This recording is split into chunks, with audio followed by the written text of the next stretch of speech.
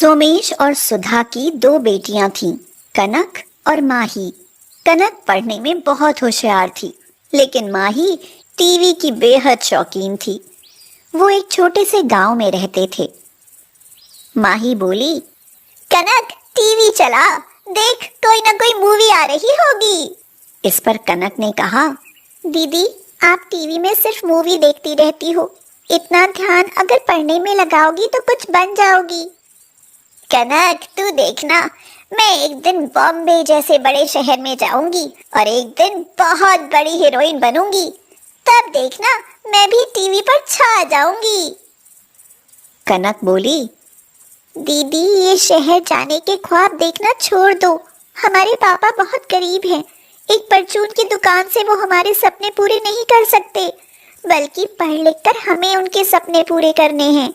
माही बोली, कनक इस छोटे से गांव में मेरा दम घुटता है, ये चूल्हे का धुआं, ये धूल मिट्टी, ये अंधेरा, नहीं मैं इस गांव में रहकर कुछ नहीं कर पाऊंगी, मुझे तो बॉम्बे जाना है और हीरोइन बनना है।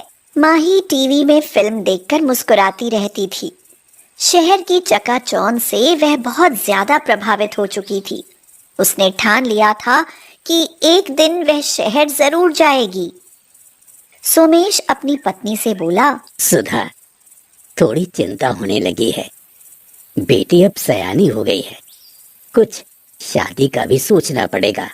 तो सुधा ने कहा, अभी से इतनी चिंता क्यों करते हो, अभी तो वो दोनों पढ़ेंगी और जब पढ़ लिख जाएंगी खुद ही उनके लिए अच्छे रिश्ते आ जाएंगे। माही पूरे दिन टीवी देखती है, कुछ खाना पकाना भी सीख ले। मेरी प्यारी मम्मी, अगर आपकी कनक चूल्हे पर रोटियां बनाएगी तो वह धुएं से काली पड़ जाएगी, फिर आपकी बेटी फिल्मों में कैसे आएगी? तू तो फिल्म के चक्कर में बावली हो गई है, लगता है जल्दी ही लड़का देख तेरा ब्याह करना पड़ेगा। हाँ, लेकिन माही के दिमाग में तो कुछ और ही चल रहा था। अब मुझे इस गांव से शहर जाना ही होगा, मुझे स्टार बनना है, और वह तो शहर जाकर ही होगा, नहीं तो मम्मी पापा मुझे किसी गंवार लड़के के साथ जल्दी ही लपेट देंगे। एक दिन उसने देखा कि सब गहरी नींद सो रहे हैं। उसने एक चिट्ठी लिखी, मम्मी पापा मुझे माफ करना, मैं शहर जाकर स्टार बनना चाहती हूँ, जो इस गांव में रहकर नहीं हो सकता। मुझे ढूंढने की कोशिश मत करना, आपकी अलमारी से 10,000 रुपए लेकर जा रही हूँ, पहली फिल्म मिलते ही आपको लौटा दूंगी। मैं जा रही हूँ, आपकी बेटी माही। उसने अपना बैग पैक किया, अलमारी से 10,000 रुपए निकाले और बॉम्बे जाने के लिए घर से निकल गई। एक लंबे सफर के बाद वह बॉम्बे पहुंच गई। एक अनजाने शहर में पहले उसने रहने के लिए एक कमरा किराए पर लिया और फिर वह फिल्मी दुनिया की तरफ चल पड़ी, जहां उसकी मुलाकात रोहन से हुई, जिससे उसकी अच्छी दोस्ती हो गई। रोहन बोला, अरे माही, तुम इतनी खूबसूरत हो कि तुम्हें हीरोइन बनने से कोई नहीं रोक सकता। देखना तुम एक दिन बहुत बड़ी स्टार बनोगी। हाँ रोहन, यही सपना लेकर तो मैं बॉम्बे जैसे बड़े शहर में आई हूँ। वहाँ गांव की घुटन भरी जिंदगी में मैं अपना करियर चौपट नहीं कर सकती थी। रोहन उसे रोज नए नए सपने दिखाता रहा। माही के सारे पैसे खर्च हो चुके थे। वह सोचने लगी, अब मैं क्या करूंगी, मेरे तो सारे पैसे खर्च हो गए, अपने खर्चे चलाने के लिए मुझे कुछ जॉब करनी पड़ेगी। रोहन बोला, अरे तुम चिंता मत करो माही, तब तक मैं तुम्हें एक रिसेप्शनिस्ट की जॉब दिलवा सकता हूँ। माही एक होटल में रिसेप्शनिस्ट की जॉब करने लगी। इसी तरह समय बीतता गया। स्टार बनने का सपना उसे मुश्किल दिखाई देने लगा। उसने कुछ समय बाद रोहन से शादी कर ली। माही रोहन से बोली, रोहन मैंने अपने मम्मी पापा का दिल दुखाया है, शायद इसीलिए मैं शहर आकर कुछ नहीं कर पाई। एक बार गांव जाकर उनसे माफी मांगना चाहती हूँ। नहीं माही, मुझे गांव पसंद नहीं है, मैं नहीं जाऊंगा। मैंने बहुत कोशिश की कि तुम्हें कोई मूवी सीरियल में ही काम मिल जाए, लेकिन सबने तुम्हें रिजेक्ट कर दिया। कोई बात नहीं रोहन, फिर भी गांव की जिंदगी से ये जिंदगी अच्छी है। सोमेश ने कर्ज लेकर कनक को पढ़ाया माही ने तो जैसे उनको पूरी तरह तोड़ ही दिया था। उस समय कनक ने उन्हें हिम्मत दी। कनक अपने पापा से कहती, पापा आप चिंता मत करो, दीदी ने जितनी आपकी बदनामी की है ना, देखना एक दिन मैं आपको आपकी इज्जत वापस लौटाऊंगी। कनक यूपीएससी की पढ़ाई कर रही थी। उसे उम्मीद थी कि एक न एक दिन वह जरूर आईएएस ऑफिसर बनेगी। रोहन और माही के बीच झगड़ा रहने लगा। वह शराब पीकर उसके साथ मारपीट करने लगा। कमाल कहेगी, मैंने तरस खाकर तुझसे शादी की थी और तू मुझे आंखें दिखाती है। रोहन, शराब के लिए पैसे कहाँ से आते हैं? 2 दिन से घर में खाने के लिए कुछ नहीं है। तेरे बाप की नहीं पीता, जा अपने बाप के घर, उस गांव में जाकर सड़, तेरी यही औकात है। रोहन ने धक्का देकर उसे घर से बाहर निकाल दिया। अब माही कहाँ जाए? शहर आने की तलब ने उसकी जिंदगी बर्बाद कर दी। वह रोने लगी।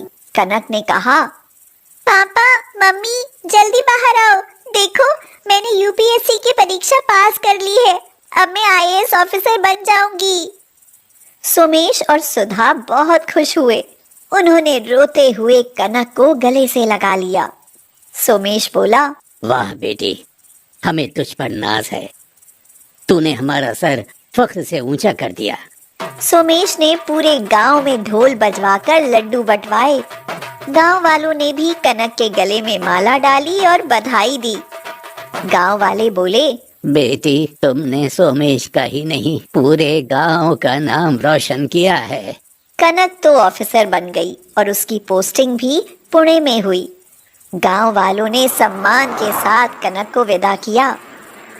कुछ महीने कनक ने वहां काम किया और एक दिन किसी ने सामने से आकर उसकी गाड़ी रोक दी।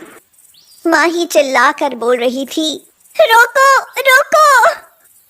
कनक ने ड्राइवर से पूछा, कौन है ये? ड्राइवर बोला, मैडम जी, शायद कोई भिखारिन है। कनक गाड़ी से उतरी। उसने देखा एक औरत जिसके बाल बिखरे हुए, कपड़े गंदे और फटे हुए थे। वह जब उसके पास आई तो उसने देखा कि वह तो माही थी।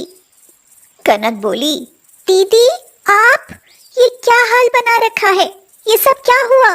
तू, ये तेरी गाड़ी और ये वर्दी, तू तो बड़ी अफसर बन गई और मेरी तो जिंदगी बर्बाद हो गई।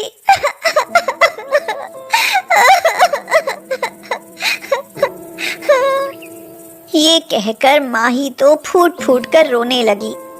कनक ने उसे गले से लगाकर चुप किया और पूछा, मुझे बताओ दीदी, तुम्हारा ये हाल कैसे हुआ?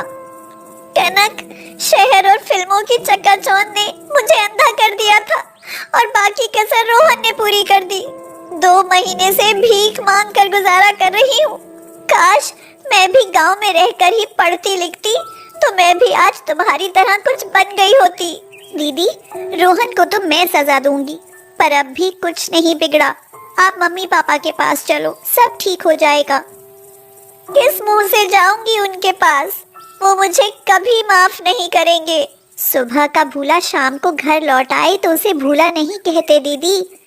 1-2 दिन आप मेरे साथ रहोगी, फिर हम दोनों गांव चलेंगी।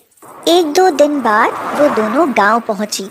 माही को देखकर पहले तो सोमेश और सुधा को बहुत गुस्सा आया, लेकिन उसकी आप बीती जानकर उनकी आंखों में आंसू आ गए।